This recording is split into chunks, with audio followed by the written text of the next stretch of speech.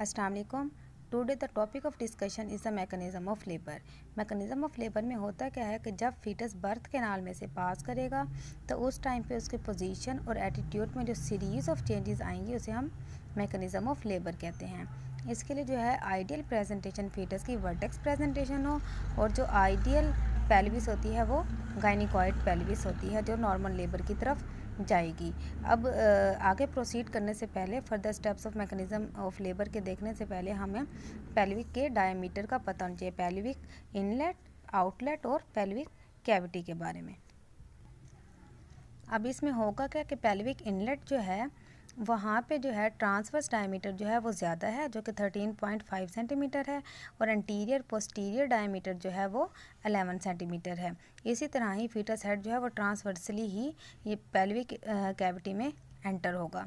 अब pelvic cavity जो है वो जो है एंटीरियर पोस्टीरियर और ट्रांसफर डायमीटर जो होता है वो उसका इक्वल होता है 12 सेंटीमीटर और आउटलेट पे जो है एंटीरियर पोस्टीरियर डायमीटर ज़्यादा हो जाएगा 13.5 सेंटीमीटर, जबकि जो है उसका ट्रांसफर डायमीटर जो है वो 11 सेंटीमीटर। इसी तरह से ही फीटस हेड जो है वो ट्रांसवर्सली जो कि एंटर होता है वो इन डायमीटर्स के अकॉर्डिंगली ही रोटेट करेगा और डिलीवर होगा। अब हम देखते हैं सबसे पहला स्टेप जो है मैकेनिज्म ऑफ लेबर का इंगेजमेंट। जैसे उसका नेम ही इंडिकेट कर रहा है कि इंटेंगलमेंट। अब होता क्या है कि जैसे जैसे लेबर स्टार्ट होती है तो फिर जो है फीटस का हेड जो है वो ट्रांसवर्सली ही यहाँ पे आके इंगेज होना पेल्विक कैविटी में स्टार्ट हो जाएगा अंटिल के वो पेल्विक कैविटी में पहुँच जाए। अब इंगेजमेंट का कैसे पता चलेगा कि इंगेजमेंट हो गई है या होना स्टार्ट हुई है कि नहीं हुई, तो वो हमें पता चलता है पेल्विक पर एब्डोमेन एग्जामिनेशन पे। पर एब्डोमिनल एग्जामिनेशन में हम क्या करते हैं कि अपनी इन 4 फिंगर्स और अपने इस थंब में प्यूबिक सिम्फिसिस के ऊपर मदर के एब्डोमेन में हम डिप करते हैं और हमारे इन हाथ में जो है फीटस का हेड जो है या फीटल स्कल जो है वो उसकी ग्रिप होती है और हम उसे रोटेट करके देखते हैं। अगर इन 4 फिंगर्स और थंब में जो है फीटस का स्कल आ रहा है और इजीली रोटेटेबल है तो इसका मतलब है कि अभी तक इंगेजमेंट होना स्टार्ट नहीं हुई या 5/5 इंगेजमेंट है। इसी तरह 4/5, 3/5 जैसे जैसे डाउनवर्ड मूव करेगा एक एक फिंगर कम होगी और जब 2/5 मतलब इन 2 फिंगर्स में जब हम आएगा लेकिन इजीली रोटेट नहीं होगा फीटस का हेड तो इस पॉइंट पे जो है हम कहेंगे इंगेजमेंट हो गई है। अब इंगेजमेंट जो है स्टार्ट कब होती है ये वेरी करता है मल्टीपेरस वूमेन में, और जो नली पेरस वूमेन है उसमें जो है बिफोर लेबर स्टार्ट हो जाएगी और 37 वीक ऑफ गेस्टेशन पे जो है इंगेजमेंट हो जाएगी। इंगेजमेंट के बाद आता है सेकंड स्टेप जो कि है डिसेंट ऑफ द फीटस। अब जैसे कि हमें पता है कि फर्स्ट स्टेज, सेकंड स्टेज और थर्ड स्टेज ये 3 स्टेजेस होती हैं लेबर की। तो फर्स्ट स्टेज और सेकंड स्टेज का जो है वो यहाँ पे कंसर्न है डिसेंट के साथ।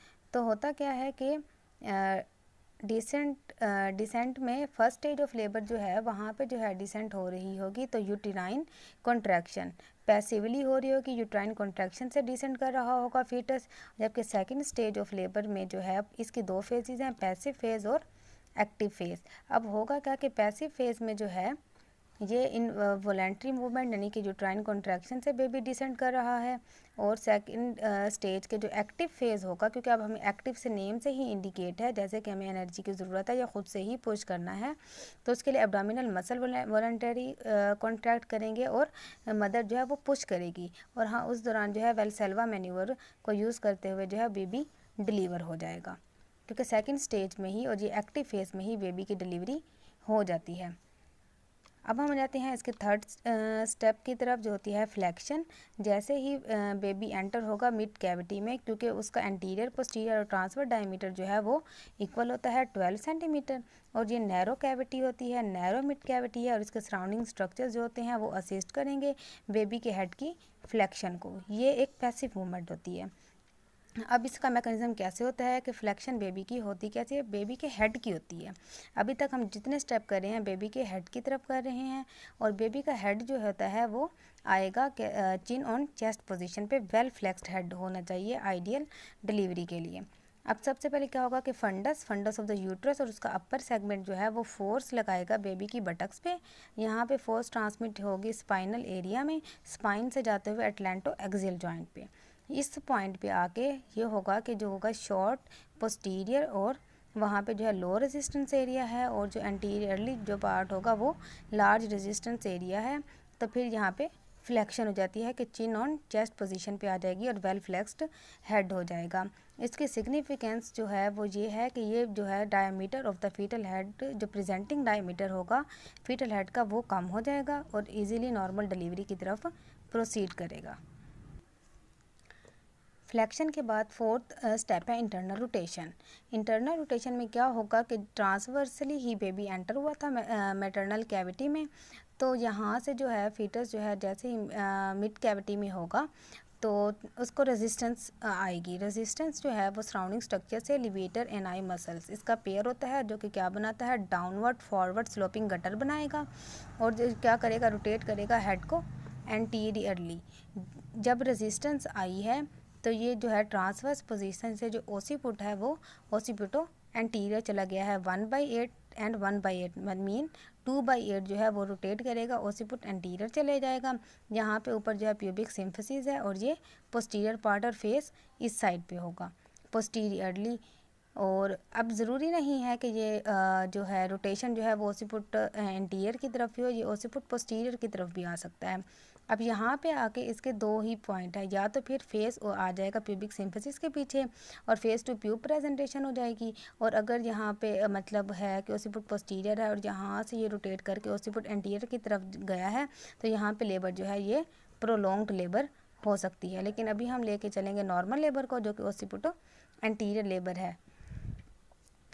अब ओसीपुट एंटीरियर प्रेजेंटेशन के साथ अब क्या होगा कि यहाँ पे जो है ओसीपुट जो है प्यूबिक सिम्फिसिस के पीछे है, यहाँ पे आके स्टक हो जाएगी। जैसे ही ओसीपुट यहाँ पे स्टक होगा फेस यहाँ से एक्सटेंड करना शुरू हो जाएगा और हमें जो है फेस और चिन जो है वो नज़र आने लग जाएगी पेरिनियल एरिया में। जैसे ही जो है एक्सटेंशन होगी तो ओसीपुट स्केप कर जाएगा सिम्फिसिस प्यूबिस से और वल्वा जो है वो डिसेंड्स करेगा और इस तरह से क्राउनिंग ऑफ हेड जो होती है वो स्टार्ट हो जाएगी, या इस पॉइंट को हम क्या कहते हैं, क्राउनिंग ऑफ हेड। अब क्राउनिंग ऑफ हेड वो पॉइंट है जहाँ पे जो है हम एपिजोटमी इंसियन देते हैं खुद से, ताकि पेरिनियल टेयर को हम रोक सकें। अब यहाँ पे ये कंफर्म करना ज़रूरी है कि ये जो क्राउनिंग हो रही है कि ट्रू क्राउनिंग है या फॉल्स क्राउनिंग है। अब अगर है वो ट्रू क्राउनिंग तो क्या होगा, जैसे जैसे ही लेबर पेन आएगी या कॉन्ट्रैक्शन ऊपर से होगी तो फीटस का हेड जितना डिसेंट कर चुका होगा उतना ही रहेगा और नेक्स्ट डिसेंट के साथ वो फर्दर नीचे आएगा, वापस नहीं जाएगा।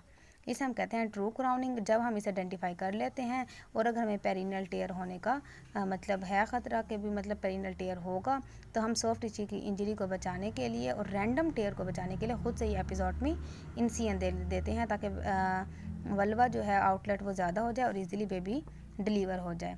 अब सेकंड जो है वो है फॉल्स क्राउनिंग। फॉल्स क्राउनिंग में क्या होगा कि हमें बेबी का फेस तो दिखाई देगा, मतलब कॉन्ट्रैक्शन के साथ बेबी आ रहा है, उसके हमें जो है वो फेस है, उसका हेड या ओसीपुट जो भी है वो हमें दिखाई दे रहा है। लेकिन जैसे ही कॉन्ट्रैक्शन ख़त्म होगी तो वो हेड उस जगह पे रहने की बजाय वापस चला जाएगा, मतलब आएगा जैसे कॉन्ट्रैक्शन एंड या वापस चला जाएगा। लेकिन ट्रू क्राउनिंग में ये कंडीशन नहीं होती कि वो बैकवर्ड जाए, बल्कि वो फॉरवर्ड ही आएगा।